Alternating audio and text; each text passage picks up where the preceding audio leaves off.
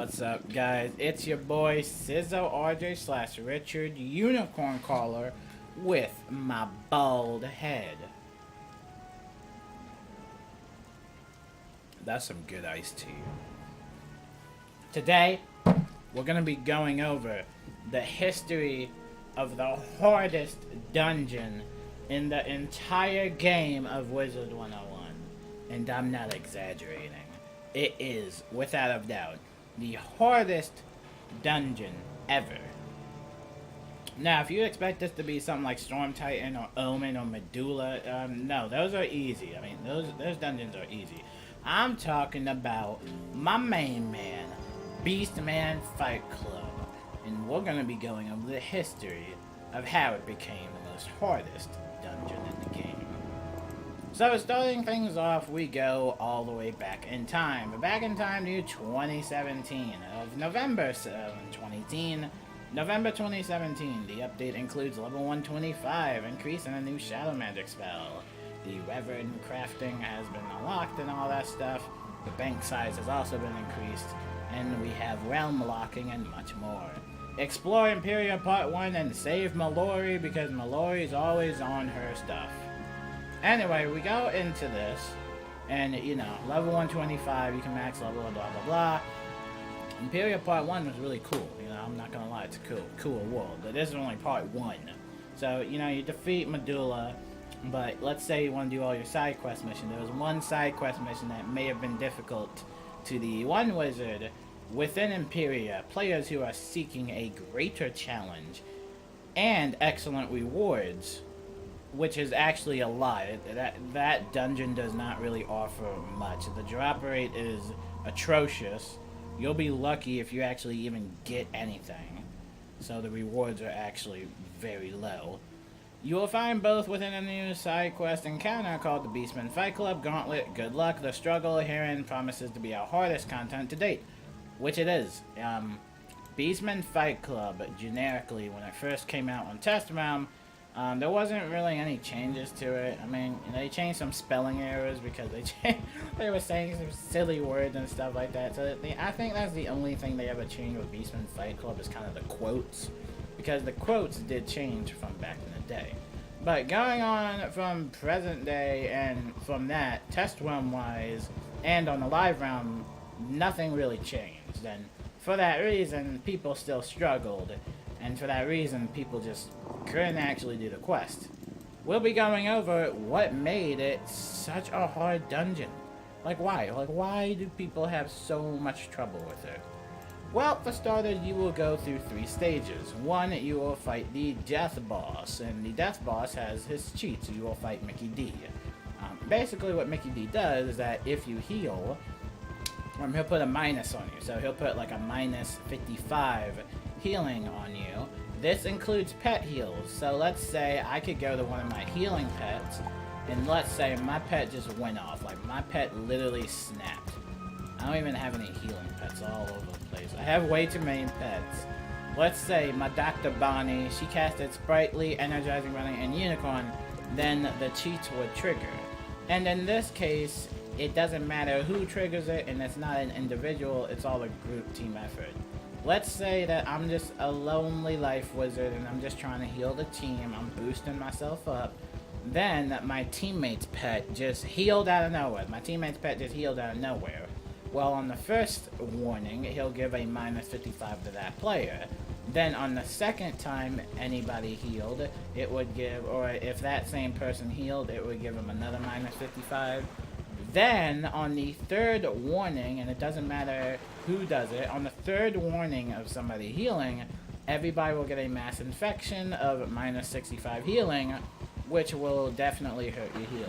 So you definitely don't want to walk into this battle with a bunch of healing pets because you're not really going to help out your healers anytime soon. But, of course, nobody listens to me. The next step of that is that you can't blade each other. If you do blade somebody, Mickey D will give that receiving player, so he'll give that person that you bladed a bad juju, which is minus 90, so technically you would want to get a cleanse if you really did want to blade someone. Elemental spears, or spears in general, those aren't blades, those are just pierce blades. So you can use Pierce Blade, but if you do blade somebody with a Singularity blade, then they'll get a bad juju. And if you join the battle late, it'll give you a Beguile, and you know, it's just do the dungeon right. And then we have the second brother, which is Adrock, which is the Storm Wizard. The Storm boss, preferably. This boss is annoying. You have to spam him with traps. You don't have to spam any of the... I just want to make that clear. You don't have to spam any of these bosses with hits. And if you read that anywhere online, they are lying to you. The only time you would have to spam is with traps, and you have to spam the Storm boss with traps. And why? Why do you have to spam the Storm boss with traps? Why? What if I don't want to, RJ? What if I don't want to? Well, if you don't, he'll summon in a minion, and in a couple rounds, or if somebody magically dies, that beat minion will actually one-shot a randomized player. And it doesn't matter if you have like 1,000,000 resistance. It's a one-shot. It will actually do the same amount of damage as your health. So basically for me, it would do 6,982 health, and it would do that same damage on me, and I would be one-shotted. It doesn't matter how much resist you have. There's no resistance to it. It's not even a type of spell. It's basically a sacrifice.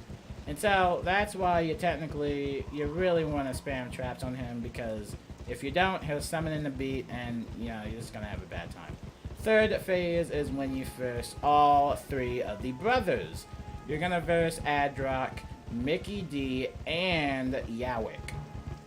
Yowick is an ice and a balance boss, so he can use Frost Giant if you're unlucky, and he can use Gaze of Fate.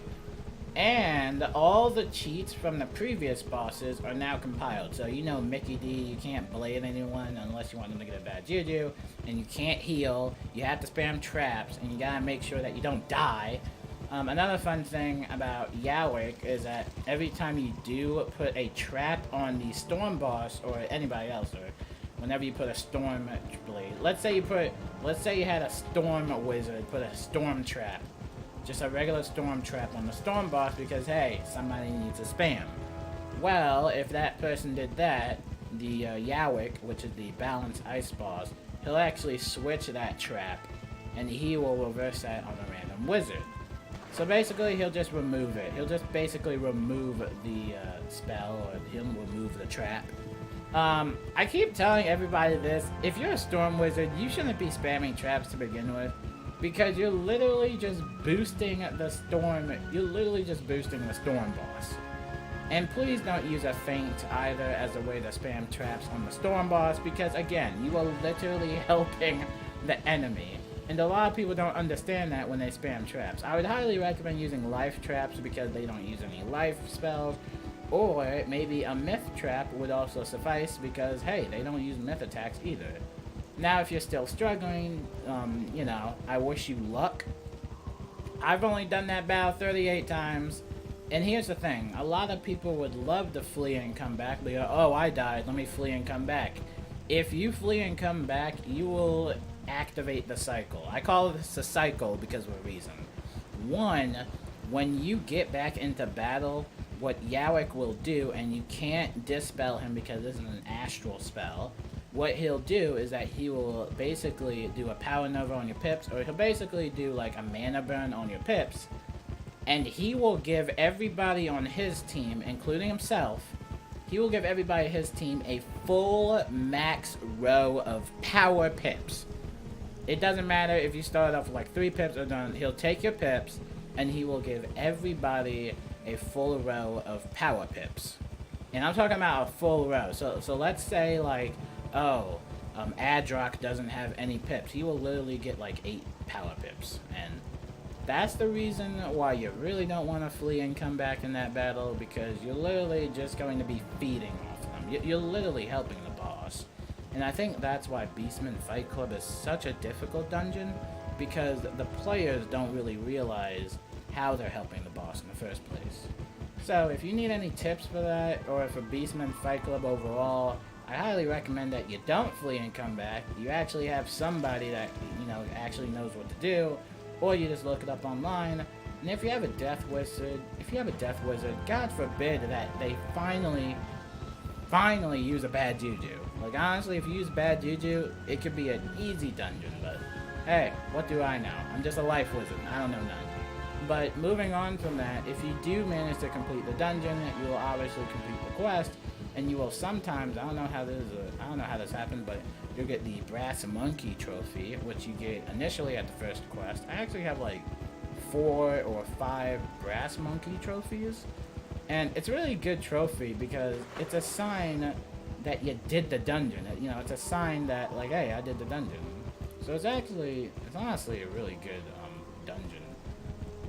I think the main reason I like it so much is, like I said, it's just difficult, and you know, there's just some people that can't do it, and going from present day, nobody can actually do Beastman Fight Club, if I'm being honest. It doesn't matter if you're a level 130, it doesn't really matter. It's, you know, it's all about teamwork, and you know, if somebody wants to solo it, go ahead, but you know, again, I don't know, I just can't see anybody like actually doing it. You know, it's just that hard of a dungeon. If anyone does manage to do it, though, I wish you luck. And yeah, my deepest condolences for the deaths that may occur in this, because they do a lot of damage. You do gotta recognize that. They do a lot of damage. So good luck if you want to do Beastman Fight Club. If you want to get the side quest for it, it's in Aerial Jungle. Meet some guy over there named Diawak. He'll give you the quest. And good luck trying to find a team up, because this dungeon's kind of like forbidden, so like no one actually does it. But I wish you guys luck, and if you enjoyed the video, make sure to comment below what other videos you want me to make, and I will see you guys in the next one.